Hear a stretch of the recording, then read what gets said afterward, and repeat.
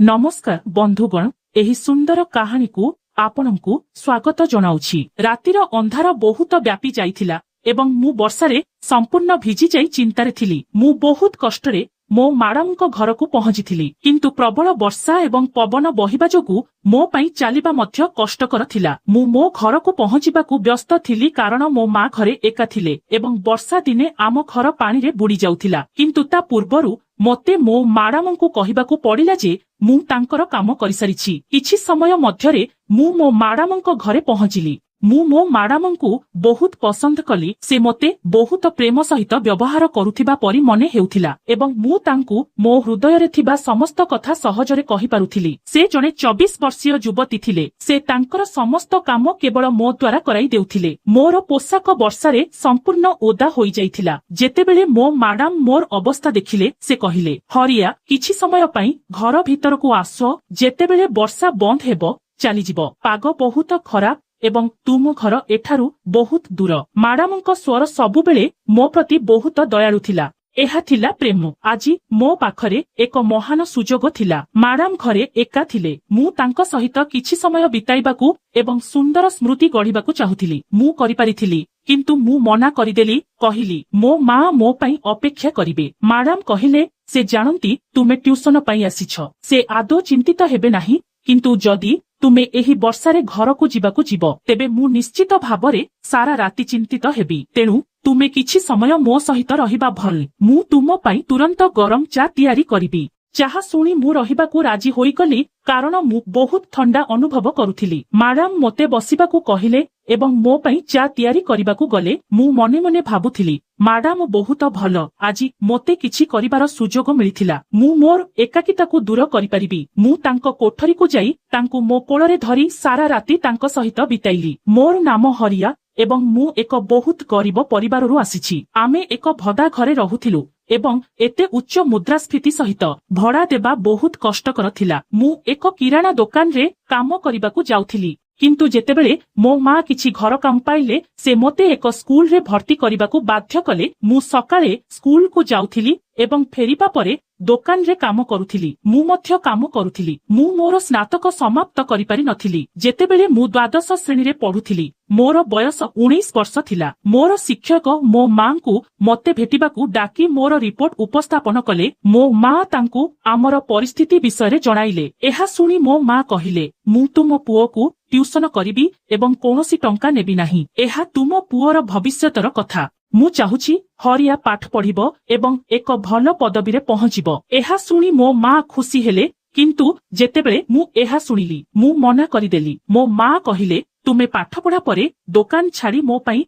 छोट छोट काम करिबा उचित। मु तुमको बदलरे टंका देबी जहा द्वारा तुमर खर्च पूर्ण हेबो। मो मां राजी होई गले। परदिन मु ट्यूशन पई मैडम को पाखकू जिबा आरंभ कली। मु जानिली जे मोर सुंदरी मैडम एपर्यंत एका रहुथिले एवं तांकर केही नथिले। तांको सहित अनेक छात्र पढ़िबाकू आसीथिले। मैडम मोते बहुत भल भाबरे पढ़ाइबा आरंभ कले एवं मु परवर्ती परीक्षा रे बहुत भल नंबर रखी पास कली। मो मां मो पढ़ा विषय रे बहुत आत्मविश्वासी थिले। एबे मु सकाळे स्कूल को जाउथिली एवं अपराह्न मु दोकान रे किछि समय बिताइथिली। तापरे मु संध्यारे ट्यूशन को जाउथिली। दिन शेष हेबा पूर्वरु मु मैडम को पई किछि छोट छोट काम सारी घर को फेरी जाउथिली। मैडम सबुबेले मोते शेषरे विदाय देउथिले कारण से अन्य समस्त छात्र चली जिबा परे ही तांको घरर जिनिस पत्र आनिबाकू मोते कहुथिले। मु बहुत क्लांत होई जाउथिली, किंतु घरर परिस्थिति मोते समय पूर्वरु बहुत दायित्ववान करि देइथिला। मैडम को संपूर्ण ड्राइंग रूम को देखि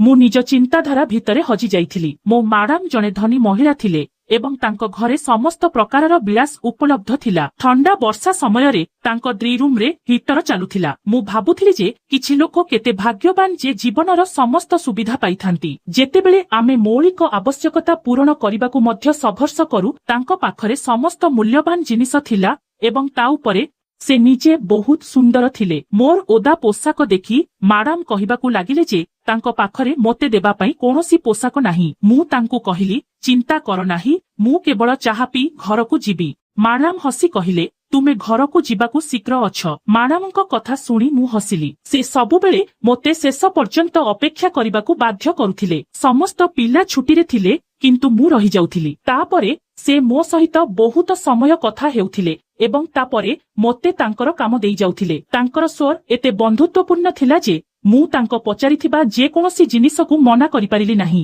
ମୁଁ ସେତେବେଳେ ଚା ପିଉଥିଲି। ମୁଁ ଏତେ ଥଣ୍ଡା ଅନୁଭବ କରୁଥିଲି ଯେ ଗରମ ଚା ଶାନ୍ତ କରୁଥିଲା।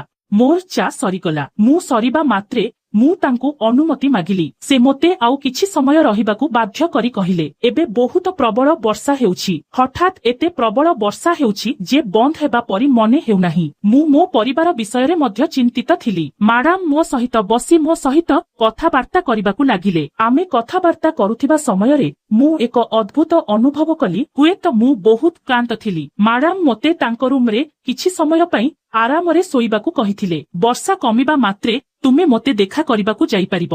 ନିଦ୍ରାରେ ମୋ ଆଖି ଭାରି ହୋଇଯାଉଥିଲା। ମୁଁ ମ୍ୟାଡାମଙ୍କ କଥା ମାନି ତାଙ୍କ ଶୟନ କକ୍ଷକୁ ଗଲି, କିନ୍ତୁ ମୋର ଓଦା ପୋଷାକ ଯୋଗୁଁ ମୁଁ ତାଙ୍କ ବିଛଣାରେ ଶୋଇବାକୁ ଚାହୁଁ ନଥିଲି। ମ୍ୟାଡାମ ମୋ ପଛେ ପଛେ ରୁମକୁ ଗଲେ। ସେ କହିଲେ ଯେ ମୁଁ ସହଜରେ ତାଙ୍କ ବିଛଣାରେ ଶୋଇପାରିବି। ମୋର ସକୋଚ ଦେଖି ମ୍ୟାଡାମ କହିଲେ, ବିଛଣା ଓଦା କରିବା ବିଷୟରେ ଚିନ୍ତା କର ନାହିଁ, କେବଳ ଆରାମ କର। ମୁଁ ପରେ ଏହାକୁ ସଫା କରିବି। ମୁଁ ଗୋଟିଏ ମୁହୂର୍ତ୍ତ ପାଇଁ ମଧ୍ୟ ଠିଆ ହେବା କଷ୍ଟକର ହୋଇପଡୁଥିଲି। ମୁଁ ତୁରନ୍ତ ମ୍ୟାଡାମଙ୍କ ବିଛଣାରେ ଶୋଇପଡ଼ିଲି ଏବଂ ଆଖି ବନ୍ଦ କରି ଗଭୀର ନିଦରେ ପଡ଼ିଗଲି। ଯେତେବେଳେ ମୁଁ ଚେତା ଫେରି ପାଇଲି, ମୋର ପାଦ ତଳୁ ମାଟି ଖସିଗଲା। ମ୍ୟାଡାମ ମୋ ସାମ୍ନାରେ ବସିଥିଲେ। ତାଙ୍କ ପିଠି ମୋ ଆଡକୁ ମୁହଁ କରି ଥିଲା ଏବଂ ସେ ଏକ ଛୋଟ ଡ୍ରେସ୍ ପିନ୍ଧିଥିଲେ। ତାଙ୍କୁ ଦେଖିବା ମାତ୍ରେ ମୁଁ ମୋ ଭିତରେ ଉତ୍ତାପର ଏକ ଲହରୀ ଅନୁଭବ କଲି। କିନ୍ତୁ ସେ ମୋ ମ୍ୟାଡାମ ଥିଲେ। ତାଙ୍କର ମୋ ଉପରେ ବହୁତ ବିଶ୍ୱାସ ଥିଲା। କିନ୍ତୁ ମୁଁ ବିଛଣାରୁ ଉଠିବା ମାତ୍ରେ ହଠାତ୍ ମୋର ଆଖି ଖୋଲିଗଲା, କାରଣ ମୁଁ ସ୍ୱପ୍ନ ଦେଖୁଥିଲି। ମୁଁ ଜାଣିପାରିଲି ଏହା ବାସ୍ତବ ନୁହେଁ। ମୁଁ ଉଠି ଘରକୁ ଯିବାକୁ ଚାହୁଁଥିଲି, କିନ୍ତୁ ସେହି ମୁହୂର୍ତ୍ତରେ ମୁଁ ଅନୁଭବ କଲି ଯେ ମୋ ସହିତ କଣ ହୋଇଛି। ମୁଁ ଜୋରରେ ଚିତ୍କାର କରିବାକୁ ଲାଗିଲି।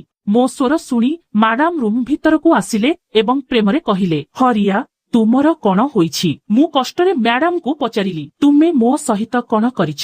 ମ୍ୟାଡାମ କହିଲେ, ଚିନ୍ତା କର ନାହିଁ, କିଛି ହେବ ନାହିଁ। ମୁଁ ତୁମ ସହିତ ଅଛି। ତୁମର ଚିନ୍ତା କରିବାର ଆବଶ୍ୟକତା ନାହିଁ। ତୁମେ ମୋ ସହିତ ଆରାମରେ ରହିପାରିବ। ମ୍ୟାଡାମଙ୍କ କଥା ଶୁଣି ମୁଁ ରାଗିଗଲି। ମୁଁ ମ୍ୟାଡାମଙ୍କୁ କହିଲି, ମୁଁ ତୁରନ୍ତ ଘରକୁ ଯିବାକୁ ଚାହୁଁଛି। ତୁମେ ମୋତେ ବର୍ଷା ବନ୍ଦ ନ ହେବା ପର୍ଯ୍ୟନ୍ତ ଏଠାରେ ରହିବାକୁ କହିଥିଲା, କିନ୍ତୁ ଏବେ ସରିଗଲା, ମୋତେ ଯିବାକୁ ଦିଅ। ମ୍ୟାଡାମ ମୋ କଥା ଶୁଣିବା ମାତ୍ରେ ସେ ମୋତେ ଅଣଦେଖା କରି ମୋତେ ରୁମରେ ବନ୍ଦ କରିଦେଲେ। ମୁଁ ତାଙ୍କ ପଛରେ ଚିତ୍କାର କରିବାକୁ ଲାଗିଲି, କିନ୍ତୁ ସେ ତାଙ୍କ କାନ ଘୋଡାଇ ଦେଲେ। କିଛି ସମୟ ପରେ ସେ ମୋ ପାଇଁ ଜଳଖିଆ ଆଣିଲେ। ମ୍ୟାଡାମ ପ୍ରେମରେ ମୋ କେଶକୁ ଚାପୁଡା ମାରି କହିଲେ, ହରିଆ, ତୁମେ ନିଶ୍ଚୟ ଭୋକରେ ପଡ଼ିଛ। ମୁଁ ତୁମର ଭାବନାକୁ ଭଲ ଭାବରେ ବୁଝିପାରୁଛି। ତୁମେ ଖାଅ, ମୁଁ ତୁମ ପାଇଁ ପୋଷାକ ବ୍ୟବସ୍ଥା କରିବି। ତାପରେ ତୁମେ ଗତ ରାତି ପରି ମୋ ସହିତ ଚାଲି ଚାଲି ଯାଅ। ମୁଁ ଭାବିଲି ମ୍ୟାଡାମ ସମ୍ପୂର୍ଣ୍ଣ ପାଗଳ ହୋଇଯାଇଛନ୍ତି। ମୁଁ ତାଙ୍କୁ କହିଲି ଯେ ମୋ ପରିବାର ନିଶ୍ଚୟ ମୋ ପାଇଁ ଅପେକ୍ଷା କରିବେ, ଏପରିକି ମୋ ମା ମଧ୍ୟ। ସେ ଅସୁସ୍ଥ ଅଛନ୍ତି। ଦୟାକରି ମୋତେ ଘରକୁ ଫେରିବାକୁ ଦିଅ। ଏହା ଶୁଣି ମ୍ୟାଡାମ କହିଲେ, ଏହା ଏବେ ତୁମର ଘର। କିଛି ସମୟ ପରେ ମୁଁ ଦ୍ୱାରରେ ଠକ ଠକ ଶବ୍ଦ ଶୁଣିଲି, କିନ୍ତୁ ମ୍ୟାଡାମ ମୋତେ ପୁଣି ଥରେ କୋଠରୀରେ ବନ୍ଦ କରି ଚାଲିଗଲେ। ମୋର ହାତ ଗୋଡ଼ ବନ୍ଧା ହୋଇଥିଲା। ମୁଁ ହଲିପାରିଲି ନାହିଁ। ମୁଁ ଜାଣିନଥିଲି ମ୍ୟାଡାମ ମୋଠାରୁ କଣ ଚାହୁଁଛନ୍ତି। ମୁଁ ଜାଣିନଥିଲି ସେ ସାରା ରାତି ମୋ ସହିତ କଣ କରିଛନ୍ତି। କିଛି ସମୟ ପରେ ଯେତେବେଳେ ସେ ଫେରି ଆସିଲେ ଏବଂ କହିଲେ, ତୁମର ମା ତୁମକୁ ଖୋଜିବାକୁ ଆସିଥିଲେ।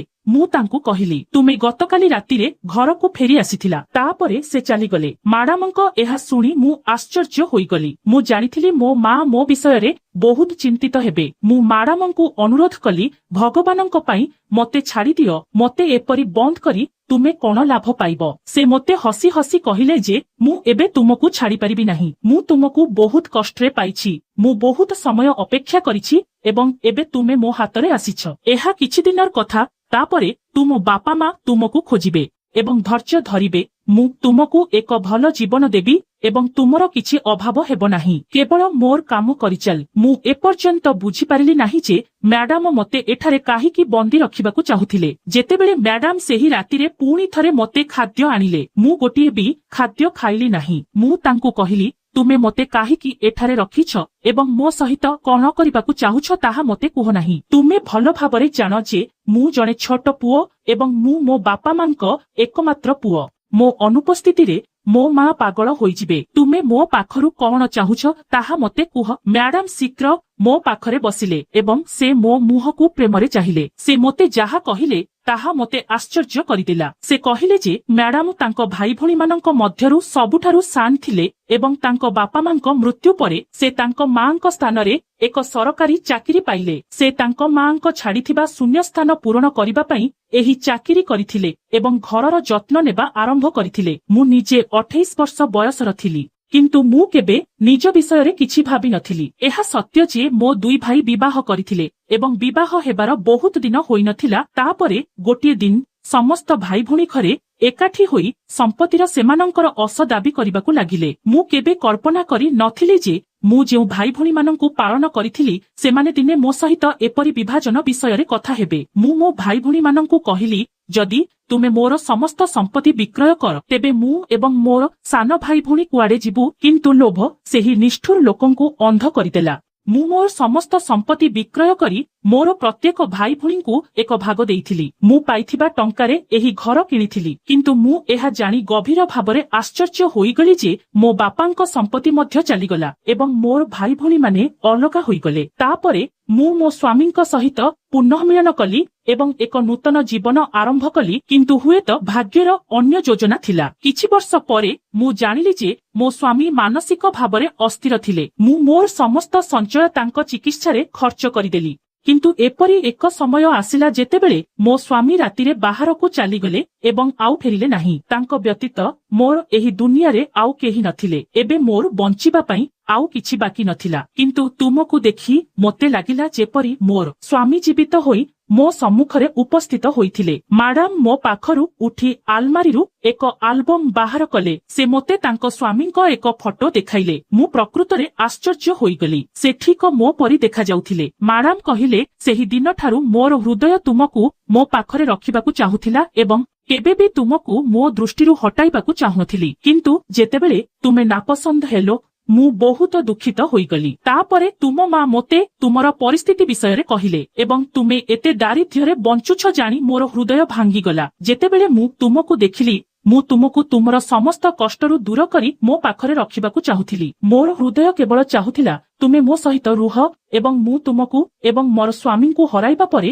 ମୋତେ ସମସ୍ତ ଖୁସି ଦେବାକୁ ଚାହୁଁଥିଲି। ତୁମକୁ ଭେଟିବା ପରେ ମୋ ଭିତରେ ସୃଷ୍ଟି ହୋଇଥିବା ଶୂନ୍ୟତା ପୂରଣ ହେବାକୁ ଲାଗିଲା। ମୁଁ ତୁମକୁ ଏକ ଭଲ ଜୀବନ ଦେବାକୁ ଚାହୁଁଛି ଯାହାଦ୍ୱାରା ତୁମେ ସବୁବେଳେ ମୋ ସହିତ ରହିପାରିବ। ଏହା କହି ମ୍ୟାଡାମ କାନ୍ଦିବାକୁ ଲାଗିଲେ। ଏବେ ମୋତେ ଲାଗୁଥିଲା ଯେ ସେ ମାନସିକ ଭାବରେ ଅସ୍ଥିର। ତାଙ୍କ ନିଜ ଲୋକଙ୍କ ଆଚରଣ ତାଙ୍କୁ ସମ୍ପୂର୍ଣ୍ଣ ନଷ୍ଟ କରିଦେଇଥିଲା। ସେ ଜାଣି ମଧ୍ୟ ନଥିଲେ ଯେ ସେ ମୋ ସହିତ ଏତେ ଭୁଲ କରୁଛନ୍ତି। ମୁଁ ବହୁତ ଭୁଲ କରୁଥିଲି। ମୁଁ ମ୍ୟାଡାମଙ୍କୁ କହିଲି, ଦୟାକରି ମୋତେ ମୁକ୍ତ କରନ୍ତୁ। ମୁଁ ସବୁବେଳେ ତୁମକୁ ମୋ ସ୍ତ୍ରୀ ପରି ବ୍ୟବହାର କରିବି ଏବଂ ପ୍ରତିଦିନ ତୁମ ସହିତ କିଛି ସମୟ ବିତାଇବି। ମୁଁ ତାଙ୍କୁ ଅନୁଭବ କରିବାକୁ ଚାହୁଁଥିଲି ଯେ ମୋ ବାପା ମା ମୋ ନିଖୋଜ ହେବା ବିଷୟରେ କେତେ ଚିନ୍ତିତ ହେବେ। ସେମାନେ ମୋ ପାଇଁ ସେତିକି ଦୁଃଖିତ ହେବେ ଯେପରି ତୁମେ ତୁମ ସ୍ୱାମୀ ପାଇଁ। ମୁଁ ଧୀରେ ଧୀରେ ମୋର କଥାରେ ମ୍ୟାଡାମଙ୍କୁ ବୁଝାଇଲି ଯେ ସେ ମୋତେ ମୁକ୍ତ କରିବେ। ମୁଁ ତାଙ୍କ ପ୍ରକୃତ ସ୍ୱାମୀ ପରି ବଞ୍ଚିବି। ତାପରେ ହଠାତ୍ ମ୍ୟାଡାମ ଜୋରରେ କାନ୍ଦିବାକୁ ଲାଗିଲେ। ହୁଏତ ଏହା ତାଙ୍କ ଭିତରେ ଥିବା ଦୁଃଖ ଥିଲା।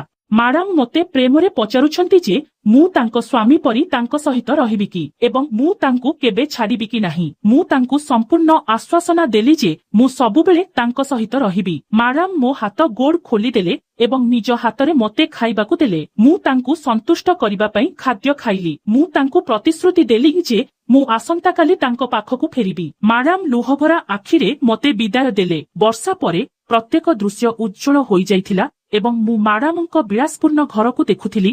ଭାବୁଥିଲି, ଏହି ଶୋଭା ଏବଂ ସୁବିଧାରେ ପରିପୂର୍ଣ୍ଣ ଘର ସବୁକିଛି ନୁହେଁ। ପ୍ରିୟଜନଙ୍କ ପ୍ରେମ, ସ୍ନେହ ଏବଂ ଭାବନା ହିଁ ଜୀବନକୁ ପୂର୍ଣ୍ଣ କରିଥାଏ। ଯେତେବେଳେ ମୁଁ ଘରେ ପହଞ୍ଚିଲି ମୋ ବାପା ମା ମୋ ପାଇଁ କାନ୍ଦୁଥିଲେ ଏବଂ ମୋତେ ଦେଖିବା ମାତ୍ରେ ମୋ ମା ମୋତେ କୁଣ୍ଢେଇ ପକାଇଲେ। ସେହି ମୁହୂର୍ତ୍ତରେ ମୁଁ ପ୍ରକୃତରେ ଅନୁଭବ କଲି ଯେ ପ୍ରିୟଜନ ରହିବା କେତେ ଗୁରୁତ୍ୱପୂର୍ଣ୍ଣ। ମୁଁ ନିଜକୁ ପ୍ରତିଶ୍ରୁତି ଦେଲି ଯେ ମୁଁ ମୋ ମ୍ୟାଡାମଙ୍କୁ ଆଉ କେବେ ଏକା ଛାଡ଼ିବି ନାହିଁ। ସେ ବହୁତ ପ୍ରେମୀ ଥିଲେ ଏବଂ ଏବେଠାରୁ ସେ ମୋର ସବୁକିଛି ହେବେ। କାହାଣୀରେ ମୋ ସ୍ତ୍ରୀର ସ୍ଥାନ ମୋର ଥିଲା। ମୁଁ ମୋ ବାପା ମାଙ୍କୁ କିଛି କହିନଥିଲି। ମୋ ବାପା ମା କିଛି ଦିନ ପାଇଁ ବିରକ୍ତ ହେବା ସତ୍ତ୍ୱେ ନିଜେ ଏହାକୁ ଗ୍ରହଣ କରିଥାନ୍ତେ। କିଛି ସମୟ ପରେ ସେମାନେ ନିଜେ ଏହାକୁ ଗ୍ରହଣ କରିଥାନ୍ତେ। କିନ୍ତୁ ଯଦି ମୁଁ ସେମାନଙ୍କୁ ସତ୍ୟ କହିଥାନ୍ତି ତେବେ ସେମାନେ ହୁଏତ ମୋତେ ପୁଣି ମ୍ୟାଡାମଙ୍କ ଘରକୁ ଯିବାକୁ ଦେଇନଥାନ୍ତେ। ମୁଁ ମ୍ୟାଡାମଙ୍କ ସହିତ ରହିବା ଆରମ୍ଭ କଲି। କିଛିଦିନ ପରେ ମ୍ୟାଡାମ ପ୍ରକୃତରେ ମୋତେ ବିବାହ କଲେ। ମୁଁ ତାଙ୍କ ହଜିଯାଇଥିବା ସ୍ୱାମୀଙ୍କ ସ୍ଥାନ ନେଇଥିଲି। ମୁଁ ତାଙ୍କୁ ବହୁତ ଖୁସି ରଖିଥିଲି। ମୋର ଏକ ସୁନ୍ଦର ସ୍ତ୍ରୀ